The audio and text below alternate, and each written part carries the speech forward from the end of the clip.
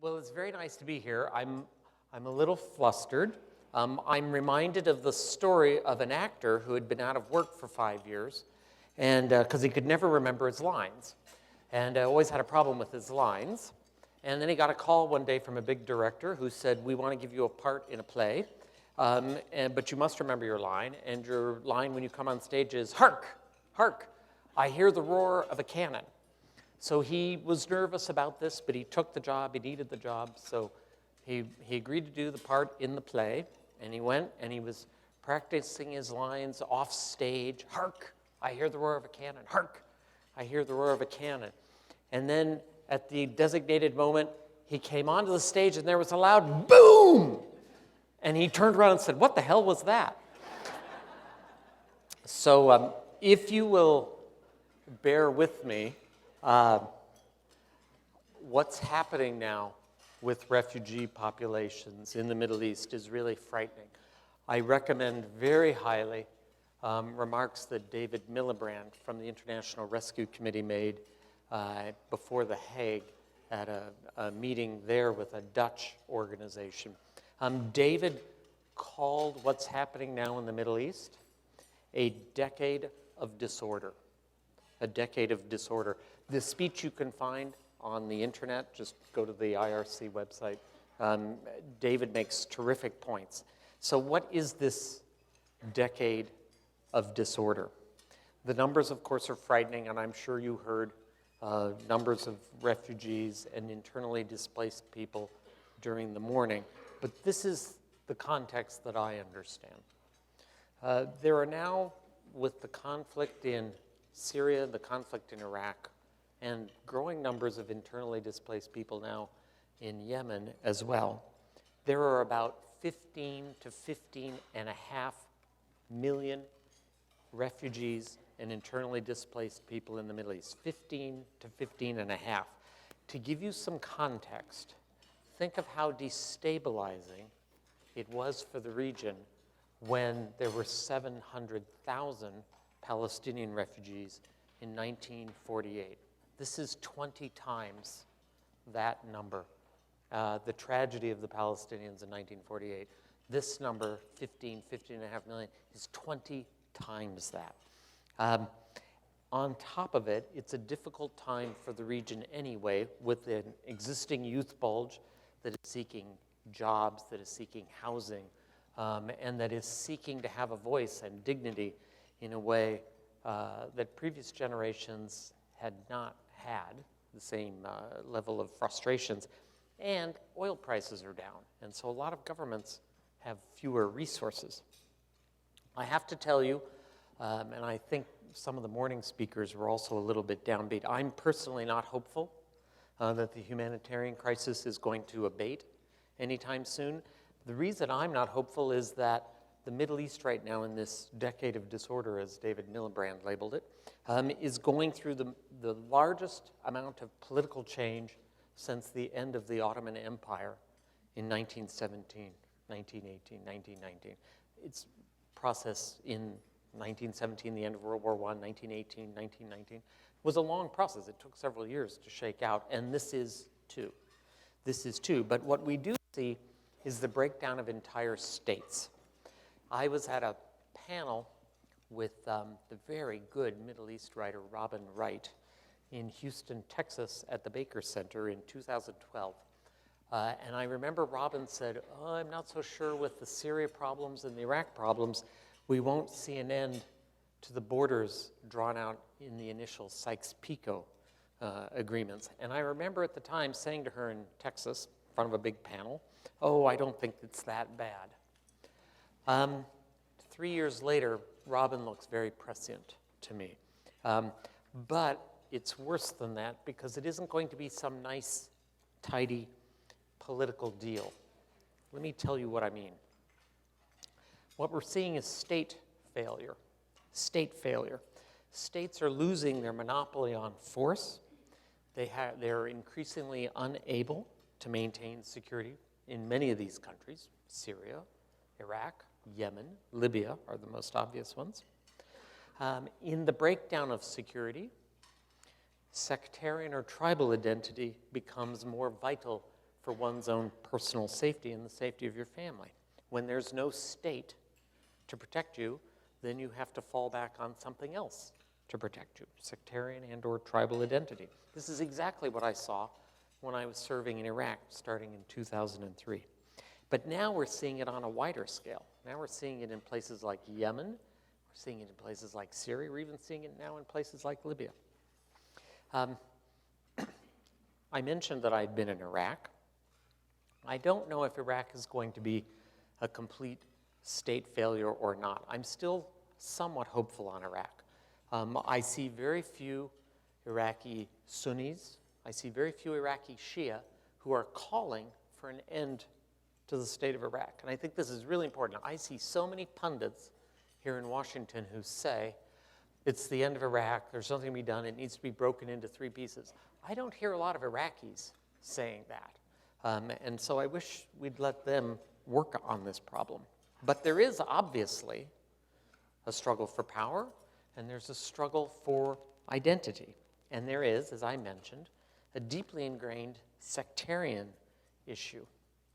The vision, which we saw in May, of Iraqi internally displaced people fleeing the Islamic State's attack on Ramadi, people, literally thousands of people trying to get into Baghdad, and Baghdad is not very far from Ramadi.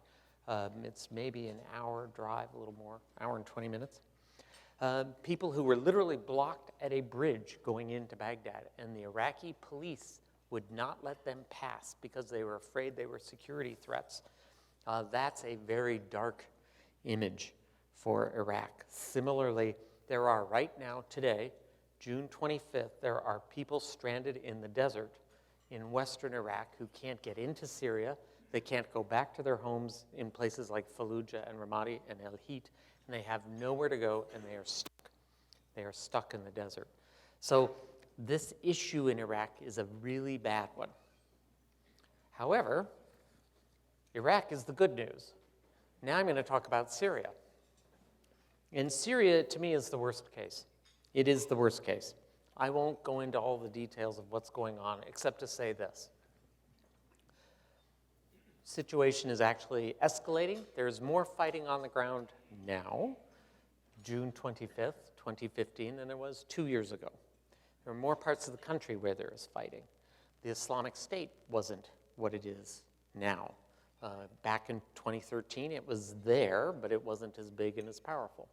The Syrian government is getting weaker in the war of attrition, and what's happening in Syria is it's actually fragmenting into pieces. There aren't a lot of Syrians demanding that, but it's happening on the ground. Some of you may remember Lebanon in the bad old days, and how Lebanon fragmented under the control of different warlords, or think about Somalia. That's what's happening right now in Syria. And if there isn't a change, that's the future of Syria. That's the worst case scenario. You all have come together to talk about how to help refugees, and in particular, how to improve access to health care. So let me give you a few of my thoughts as someone who has worked both in an embassy in countries like Iraq and Syria, where there is the issue of state failure and the desperate need to help refugees, and also from Washington, from the State Department. The obvious answer is that there has to be more humanitarian aid, and there has to be a greater international diplomatic effort. That's obvious. I am very struck that the United States is now up to almost $4 billion, that's B with a B for billion, $4 billion in humanitarian assistance only for Syria. If you had told me before I went out as ambassador to Syria in early 2011 that the United States would spend $4 billion on anything in Syria, I would not have believed it. So we're now up to almost $4 billion. But let me give you a perspective on this. We do need more humanitarian aid. The cost of the military operations which we have been conducting against the Islamic State in Iraq and Syria, just in a year and a half, is now over $5 billion. That's with a B, just in a year and a half. So the military operations are quite expensive too. And obviously, there's a link between the desperate situation of Sunni refugees and the ability of the Islamic State to recruit new fighters. That should be obvious to everyone. The need for more aid, of course, goes beyond the United States.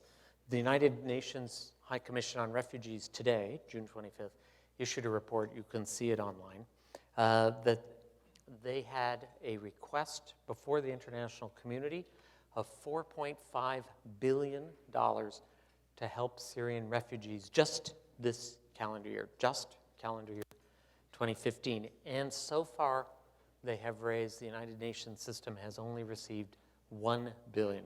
They're $3.5 billion short. They've only gotten just not even a quarter of what they need. The implications of that shortfall, I think many of the people in this room who are working for non-government organizations and are trying to get aid through, the implications of that shortfall, I think they know far better than me, but it's very grim. So the issue of getting more funding is not just for the United States, but it's also for the European Union, it's for Gulf countries, it's even for countries like China and Malaysia and Indonesia. And it's not just to help the Syrian refugees, but it's also to help countries that are struggling with the numbers of people that you discussed this morning, countries like Lebanon, countries like Jordan, Iraq, and yes, even Turkey. They all need more help and they need it promptly. When you go to Gaziantep in southern Turkey, it is amazing how many Syrian refugees are now on the streets there. And even in Istanbul, you see Syrian children begging throughout large parts of the city. All of those countries need more help. And of course, I'm not even going into the issue of the people fleeing across the Mediterranean in small boats from places like Libya. So there's a need for more money, but there's also a need for more political and diplomatic work. I was sitting at the lunch table with Chris from the International Medical Corps, and we were talking a little bit about access and problems that IMC has had in different places. What I saw in Iraq and what I saw in Syria is that in countries where the states have failed, like Syria, like Iraq, armed groups regularly impede access. They block aid, they steal it, they tax it, or they use it as a weapon. And I don't mean just governments, I mean armed groups that are fighting governments too. In these state failure locations, these countries, there's almost always substantial foreign country involvement with the armed groups and with the government. These cases, these battles, these fights, these conflicts in the Middle East do not happen in isolation. There are foreign countries that are involved in it. So how can we use those relationships to get better access? This I do want to talk about. The patron governments, I call them that because they're giving assistance to clients in these countries, sometimes governments, sometimes armed opposition groups. We need to get them to weigh in with their clients to unblock aid flows. But I have to be honest with you, governments themselves need concrete facts about what's going on the ground and what group is blocking what aid flow. They can't have an intelligent discussion with the armed group or the government if they don't have really precise details, because almost always people, whoever is blocking the aid will deny that they're doing it. Please, for those of you who work in the international NGO community, do not assume that governments that are providing this assistance to these clients, that they have perfect information about what's going on in their countries. They don't. And I was literally in the embassy in Iraq, and I was in the embassy in Damascus, and following this, frequently we had very little clue about what was going on 100 miles away. We need you to help us with information. It's not that we want to interfere in your operations. We don't. Obviously, you need to be independent. You need to make your own decisions about what is safe and what you can share. But it's very hard to make a political argument to an armed group or to a foreign government that's blocking aid if you don't have hard facts. They'll always deny it. But when you can present hard facts, the conversation really changes. Just to give you a good example of that, when we were trying to get in the United Nations Security Council in late 2013 a resolution permitting the movement of humanitarian assistance over the Syrian borders, there was not unanimity in the Security Council initially about that. Several countries said that would be a violation of Syrian sovereignty if the Syrian government did not approve those cross-border aid shipments. Of course, the Syrian government was not approving them. They didn't want that assistance to go to opposition-held areas.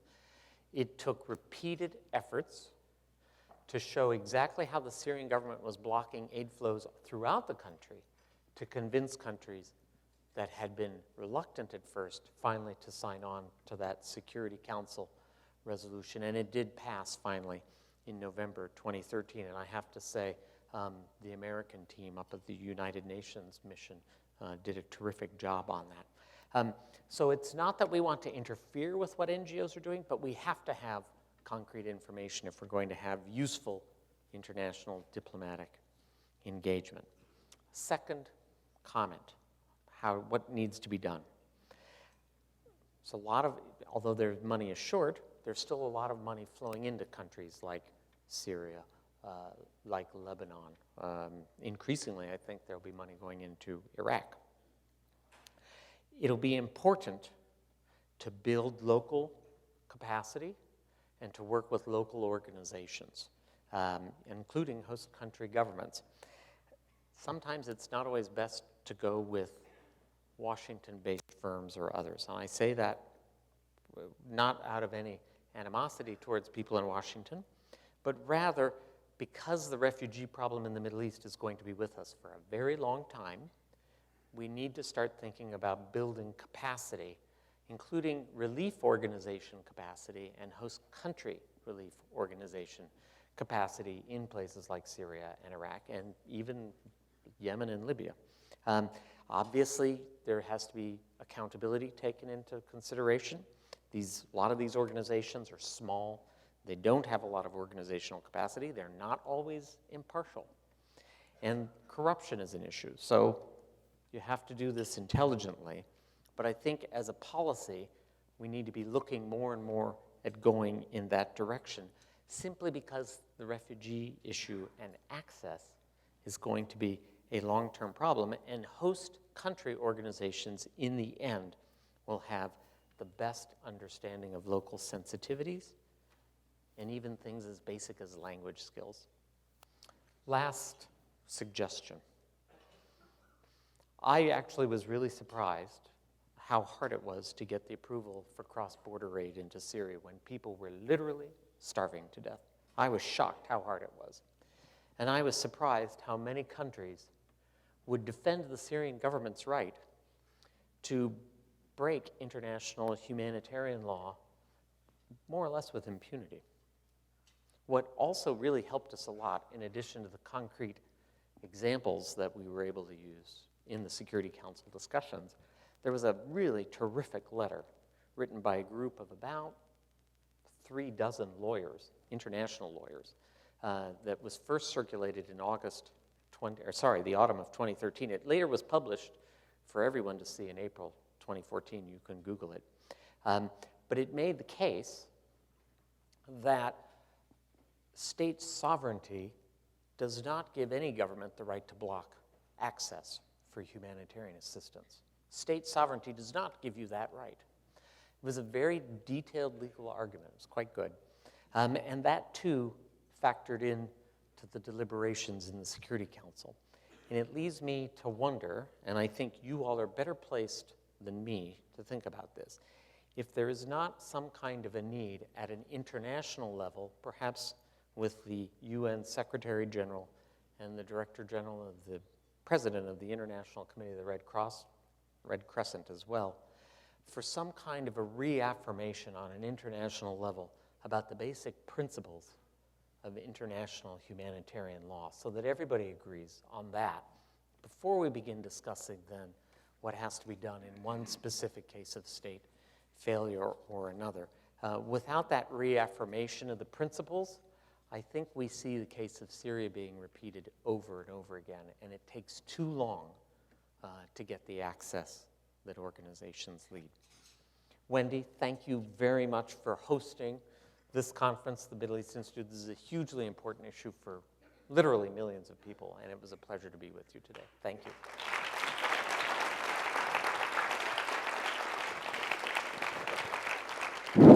Thank you, Robert. I think these things are on. We get to chat again. I know Okay. we chat daily, but a lot of provocative, you've mentioned a lot of very provocative statements today. Let me just take that It's great to be out of government. Yeah, I know, it's fun. Let me just take that last comment about the need to challenge whether a government can block humanitarian aid to its own people. Mm-hmm. And you mentioned quite rightly an issue that's very important to people in this room, the cross-border delivery of humanitarian aid. But let's drill down a bit, because there's another phenomenon that is equally as troubling, and that was mentioned this morning by one of our speakers, and that is the number of Syrian civilians who are under siege, mostly by their own government, and the food and the medicine, the health care that is denied to them by their own government as their cities are under siege. Right. And I think it's actually not even a question, because I think we can all agree that that's obscene. Right. But you have a wonderful story about a very popular soccer player. Oh, yeah. And I was wondering if you could share that with us. And the reaction when a government puts its people under siege, and the feeling when those people are released, are finally able to escape the siege, and what happens. Yeah. Maybe you tell us. The United Nations tracks this actually very carefully, the UN Office for the Coordinator of Humanitarian Assistance, OCHA. Right now, the UN's latest estimates are that there are somewhere between 200 and 250,000 Syrians living under siege, which means no food goes in, no medicine goes in, no water goes in, obviously no electricity. They're regularly bombed. A lot of the barrel bombs that you read about or you see on TV are being dropped on these communities. No medical supplies. It's a horrible situation. There was such a siege imposed on the city of Homs. Homs, before the revolution in Syria, 2011, Homs was Syria's third largest city. It was actually a growing commercial center with agro-industry was really booming there, including projects by some Syrian Americans. When the revolution started, it was peaceful. There, literally, you can Google it. You'll see the pictures of these huge demonstrations in Homs, hundreds of thousands of people on the streets. And the government began to shoot at people in June, and one of the people who had been in the protest marches was their city's soccer team goalie. There was a guy named Abdelbaset Seyrut. And Abdelbaset was a terrific goalie. He was supposed to be the best in the country, any of the teams in Syria. Abdelbaset Seyrut. Abdelbaset left the peaceful protests and took up arms when the government started shooting, and because he was such a celebrity in town, he was put in command of an armed group. And maybe some of you would remember the American journalist who was killed in Homs. She had the black eye patch. Oh, Her name was Marie Colvin. Yeah. Marie was frequently with Abdelbaset and his armed group. Of course, she was killed in the siege. She was killed during a bombing attack. And the siege went on, no food, no medicine, no water, bombing, for 2 years. And Abdelbaset's men, with their families and lots of other Syrian civilians, were holed up in a neighborhood of Homs called Khalidiyya. It's part of the old city of Homs. Finally, after 2 years, people were starving to death. People were dying of even small medical problems because there was no medicine. Doctors couldn't go in. The government wouldn't let people out either. If you were in, you couldn't come out. This was all linked up through the internet, so you could see pictures of it. Some of that IT stuff actually came from the State Department before the siege started, when we were trying to get Syrian opposition people the ability to communicate with the outside world so they could tell their story. So they uploaded a lot of it. You could see the videos of the suffering. The UN, after 2 years of this siege, just about a year ago, got a ceasefire. And Abdelbaset and the surviving fighters and the surviving members of their families, hundreds of people, came out. Abdelbaset promptly went to eastern Syria and joined the Islamic State. Another Syrian opposition figure that I know, through family connections, his family knows Abd al-Basset's family, was able to talk to Abd al-Basset last January, so about 5 months ago. And this guy is very secular, not an Islamist at all, no beard. And he said, Abd al-Basset, how could you possibly join a group as awful, as reprehensible, as munkar, as the Islamic State? And he said, Abd al-Basset Seyrut, let him have it, started yelling at him on the phone, how dare you? For 2 years, people were starving, people were dying, there was no medicine, there was no water, and now you want to lecture me about human rights when the world didn't lift a finger to help us and they knew the suffering we were going through? How dare you? I think the import of this story is to understand that the conflict, which is generating refugees and generating so many civilian casualties, the brutality of the conflict in Syria is actually driving recruitment for the Islamic State. And so this is not only a humanitarian story in terms of lifting sieges and respecting international humanitarian law, including the non-targeting of civilian populations, no indiscriminate bombing. That targeting is not just breaking international humanitarian law and aggravating a humanitarian crisis, but it's also feeding into a very dangerous organization, which means to do not just people in the Middle East harm, but eventually will do us harm as well. So it becomes a national security issue for us beyond the humanitarian angles. You mentioned our national security interests. Let me ask you a policy question, because you spoke a few minutes ago from the podium about the evolution of this situation within Syria. And certainly Assad's power is weakening. The Hezbollah and the Iranians are beginning to pull back. We call it Plan B to protect Damascus and the corridor. ISIS didn't develop when this, it wasn't in existence when this crisis first started, but it's certainly there now. It's a huge factor. Controls, what, 70% of the land area, 50% of the Maybe GDP? 60, yeah. 60. Just in terms of geography. In geography, but in terms of the economic resources, we heard the statistic about 50% of what constitutes the GDP. Okay, that didn't exist in the beginning. Yet, has there been an evolution in Washington's policies? There's been an evolution on the ground, but has there been an evolution in Washington's policy, which is basically no regime change? Go ahead, you're not in government anymore. I set you up to this. Yeah, you did. I did it on purpose. So there is an evolution, and that is that a year ago, we weren't bombing in Syria. And I spent 5 years in Iraq trying to stand up an Iraqi government so we could get our guys out of Iraq, our men and women in uniform. So I'm not very happy that we're bombing in Syria, and I'm especially unhappy because it's an open-ended mission. I don't see a clear definition of what success in Syria would be. How do we know when we've beaten the Islamic State? And I certainly don't see any estimates coming out of anywhere, Pentagon or White House or any place, about how long the mission is going to take. As I say, it's open-ended.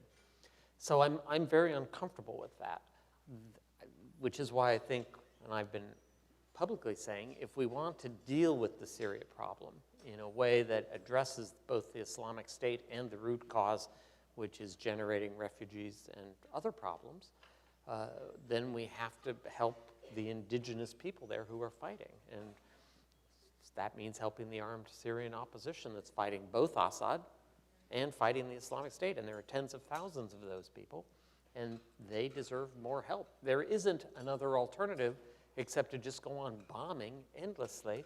And, you know, think about what they did to that Jordanian pilot. Think they're going to treat one of our pilots any better? I don't think so. Last question, because we keep talking about sober assessments. This has certainly been one.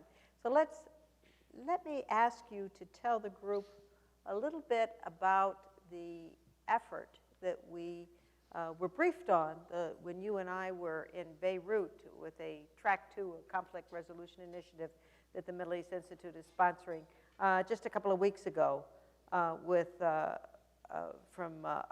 Abdullah Dari. Because quite often we say here in Washington that our efforts at nation building in Afghanistan, our efforts at nation building in Iraq were not such sterling successes, and that these efforts are best done if they're done by the people themselves. Tell us about what is going on by Syrians. There are multiple efforts, and there are some people I see in the audience here that I know are doing some things on the ground, trying to build bridges between fighting communities in Syria and in Iraq as well. So, but the one that we heard about in detail in Beirut is from former Deputy Prime Minister Abdullah Dardari, who's from a very prominent family in Damascus, very prominent family. His father was a general in the Syrian army, very close to Bashar's father. Abdullah has, with the help of the United Nations Economic and Social Affairs Office in Beirut, assembled a very detailed study, several hundred pages long, addressing different facets of how to rebuild Syria, both economically in terms of how would you address such issues as reconstruction of shattered infrastructure, how would you address restarting a national agricultural sector, how would you go about rebuilding the labor market and generating jobs. But it also includes an entire section on how to rebuild the badly frayed, if not in some instances completely shattered, connections between different communities. And he has assembled a team of both Syrian non-government organizations, and he even has some people who have worked with the Syrian government and are now helping him on this. The Syrian government is aware of this effort. He has briefed them. Abdullah, of course, since he's working for the United Nations, the international community knows about it. But it's a very detailed effort. It's, as I said, it's hundreds of pages long, and I think he's going to make a public announcement about it in the coming weeks. That's what he told us in Beirut. Preview for this group. Yeah, but it goes back, and this was a point that Abdullah emphasized to us, the importance of non-government organizations and civil society, even in a country as torn and as shattered as Syria. Abdullah was very optimistic, and he lives in Beirut but regularly travels back into Syria. He was actually very upbeat that there is still elements of a Syrian civil society which have survived and in some cases matured under the terrible conditions of the last 3 to 4 years. And this is what I was saying too, the need for all of us as we think about humanitarian aid and access, how do we at the same time build greater capacity in the civil societies of these countries where state failure is a real risk or an existing problem? And that's what we are focused on at the Middle East Institute. Let me open this up for questions from the audience for Robert. We have a question here from May. Wait for the microphone, and if you again could just mention your name and affiliation if you have one. May Rihani, former United Nations Girls Education Co-Chair. Ambassador Ford, Ambassador Chamberlain. Ambassador Ford, this was amazingly informative, and thank you for your insights. I didn't pay her, to be clear. No, you did not. No, you did not. You have been a voice of reason from very, very early on the Syrian problem. I wish all of us listened to you and heard you clearly and profoundly. All of us, including our government. I wish that was the case, because maybe we would have avoided possibly the growth of ISIS. And as you said, ISIS is because of the brutality of a regime like Syria, the Syrian regime. My question to you is the following. Given how tragic, all what happened in Syria. The spillover is on countries around Syria, including two small countries, possibly vulnerable, Lebanon and Jordan. What is going to happen to Lebanon and Jordan, who really are carrying the burden of a large number of refugees and of economic problems because of all of that situation, and security and violence problems? What are your insights? First, I view Lebanon and Jordan actually as, in some ways, good news stories, in that they have survived relatively unscathed so far.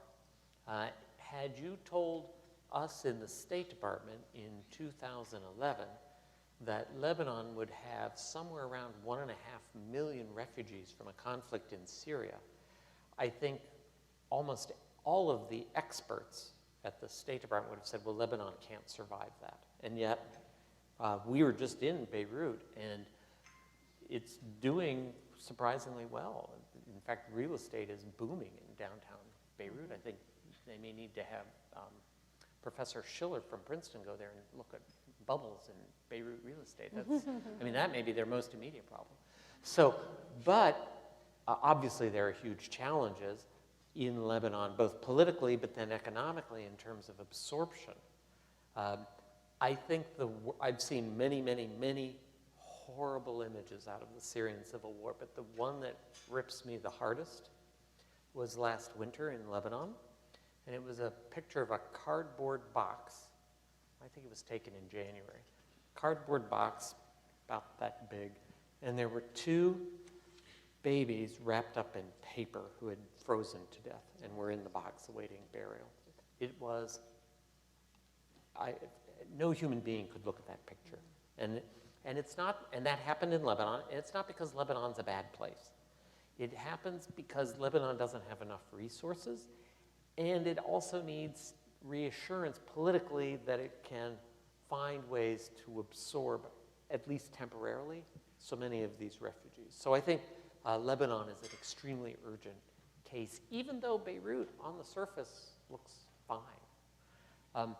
Jordan, by contrast, I think actually has a stronger state, and it too has huge challenges, but I don't think quite of the same scale as Lebanon.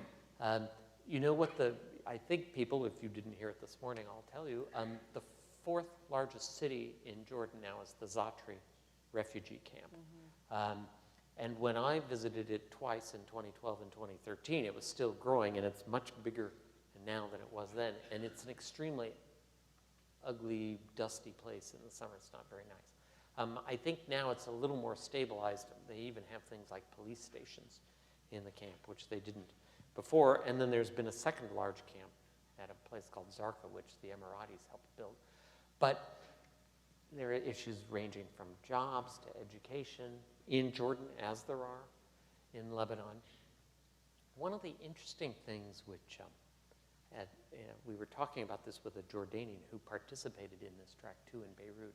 He's a journalist, actually. We were talking to him about the strain of the refugees, and he said something which I thought was actually quite insightful. He said, well, you know, over the long term, Jordan may benefit from this because a lot of the Syrian refugees who come here are actually very entrepreneurial and very well-educated, experienced professionals who could make a real contribution to the Jordanian economy over time, even if they don't go home to Syria. So that's sort of the upside of it. But the downside is huge resource challenges in the short and medium term in both countries. Question right here. Here, To wait hold for up a the second. microphone. Leonard Rubenstein from Johns Hopkins. Ambassador Ford, we really appreciate your insights and your courage and your leadership over these many years. I'm very interested in your view of safe zones or humanitarian corridors and no-fly zones that would have to be backed by military force. Yeah. Charles at our table was asking me the same question. I'm happy to talk about this at length, but bottom line up front, bluff, as they say in all the military briefings I sat through in President doesn't want to go there. President doesn't want an additional open-ended military commitment in Syria. And I think most Americans are very wary of that as well, and he reflects that.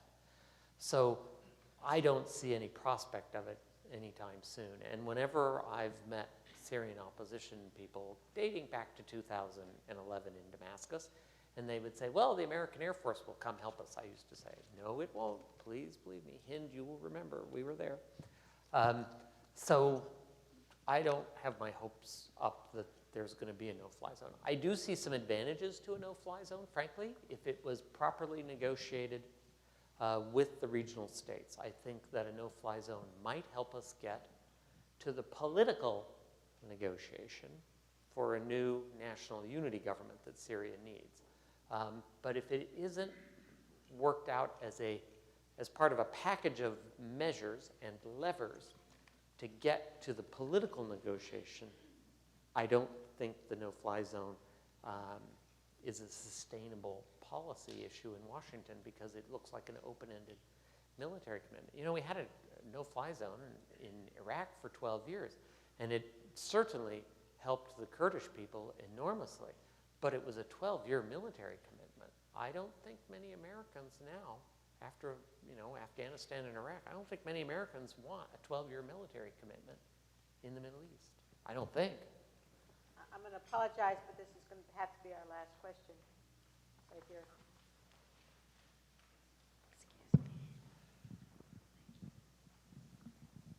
I'm Tom Stahl with USAID, also former mission director in Iraq.